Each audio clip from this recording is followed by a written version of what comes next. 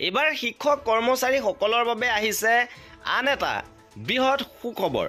কৰ্মচাৰীসকলৰ বাবে প্ৰস্তুত কৰি থকা হৈছে নতুন একত্ৰিত সেৱা বিধি, য'ত শিক্ষক কৰ্মচাৰীসকলৰ পদোন্নতিকে ধৰি বিভিন্ন সমস্যা নিৰ্মূল হ'ব।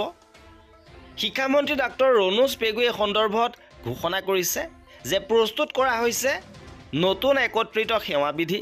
সবিশেষ আপোনালোকক জনাব বিচাৰিছোঁ।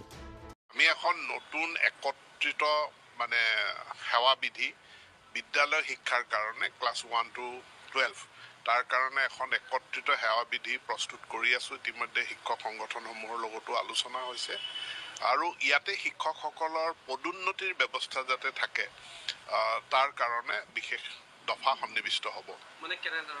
চাওক, এজন LP স্কুলত এছিষ্টেণ্ট টিচাৰ হিচাপে যি কেৰিয়াৰ আৰম্ভ কৰে, তেওঁ ৰিটায়াৰো হয় এছিষ্টেণ্ট টিচাৰ হিচাপে, তেওঁৰ কোনো পদোন্নতিৰ ৰিকুইজিট কোৱালিফিকেশ্যন থকাৰ পাছতো পদোন্নতি নহয়। ঠিক তেনেধৰণে গ্ৰেজুৱেট শিক্ষক এজন, তেওঁৰো পদোন্নতি নহয়। গতিকে ইয়াত পদোন্নতিৰ এটা ব্যৱস্থা, তাৰ সম্পূৰ্ণ গোটেই ষ্ট্ৰাকচাৰটো আমি সকলোৱে মিলি বনাম, কিন্তু যাতে এটা পদোন্নতিৰ ব্যৱস্থা LP to PGT টিচাৰলৈকে থাকে, তাৰ প্ৰবন্ধন এই সেৱা বিধিখনত কৰা হৈছে।